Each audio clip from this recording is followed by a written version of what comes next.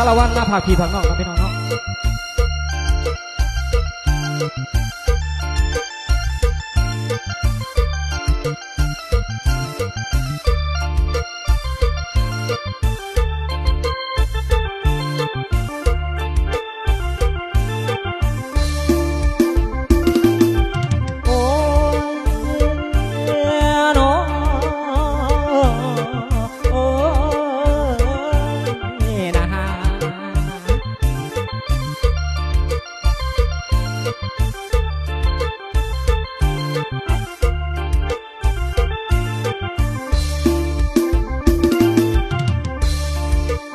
เด้อข้ามาฟ้าสว่าง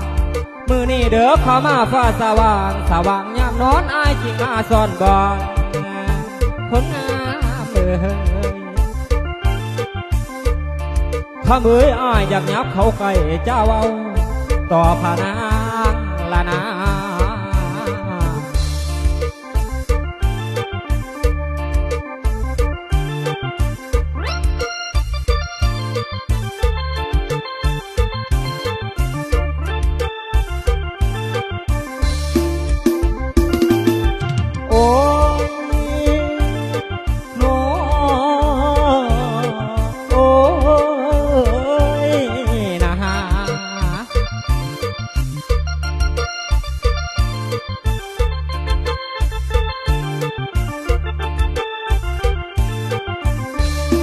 มือนี่อายนี่มาพบน้องยอดสง่าตาวาเด้น้องคำแพงอยากจะขานพานาหน้าตารีผู้งามลำน้องห่างมีน้ำตังสันใดบอกอายแน่แพงพระมือกระทั่งพ่อแม่น้องน้ำตังสื่อจังใดน้ำสั่งไผ่ใส่งาม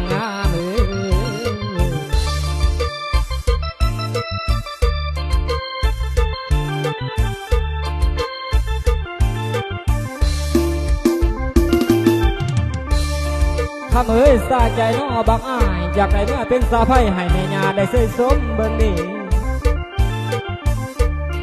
ข้าเอ๋ยเกี่ยวเอาสาวคิงคงอยู่ในงานคืนนี้ไพ่เดน้อเหตุได้ขันพอใจให้ยินพาแพงเอ๋ยข้าเอ๋ยเมื่อเป็นไพ่ต่างบ้านเมื่อเป็นว่านต่างสัวละนะ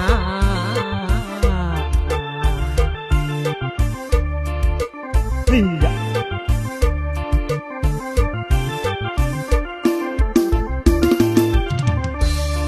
ข้าเอ๋ยขันอยากเมื่อน้ำไม้ไว้เฝ้าหิบยาแน่พอข้าเอ๋ยหรืออยากเมื่อน้ำไม้ข้ารถบ่ให้เสียข้าเหือบ่ให้จ่าให้สิตายเป็นสร้างเดลาวันให้เจ้าขี่แพงเอ๋ยข้าเอ๋ยตายเป็นรถแท็กซี่พาน้องขี่มือเหลือใจหมอลำนา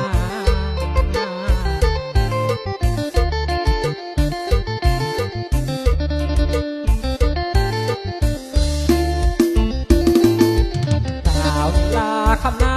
พอแต่เลี้ยวนอละแม่นเห็นหน้าเข้ามานั่นละยิ้มปล่อยลอยก็ให้พี่สายรำมีมอย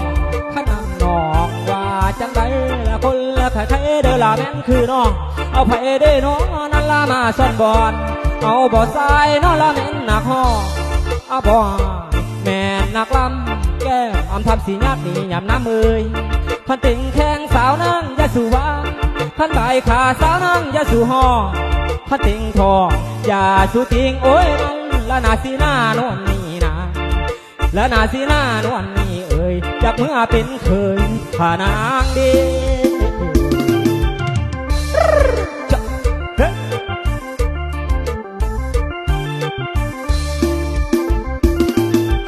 โอ้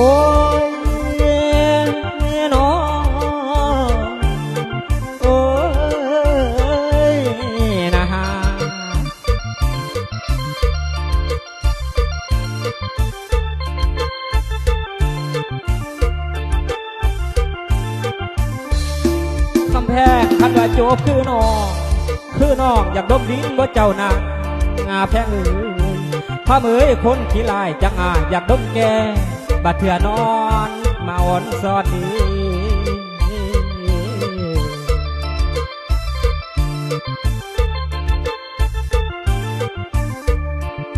ยลงสารวันเตียลง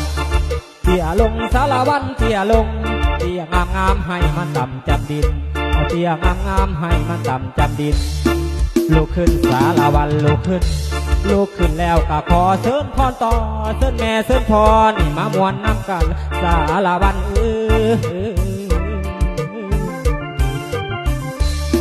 จังว่าจบนอละแม่นคือนอจังว่างามนอละแม่นละคือนอเอาไผได้นอนั่นละมาซ่อนบอนเอาบ่ใส่นอละแม่นหนักหอมันจังกองแม่นพอดีอยากกินแกงก้มสองมือนบจอก็กินแกงเขียดสองมือเหยียบชิงอิงน้องนุ่งเสื้ออิงปัดหาทิ้งอ่อนตอนโอ้ยอ่อนตอนอ่อนตอนโอ้ยอ่อนตอนอ่อนตอนอยากสองมือซ้อนไปกำเดอยากสองมือซ้อนไปยวนเดลาลงสารวันลาลงลาลงสารวันลาลงลาลงสารวันลาลง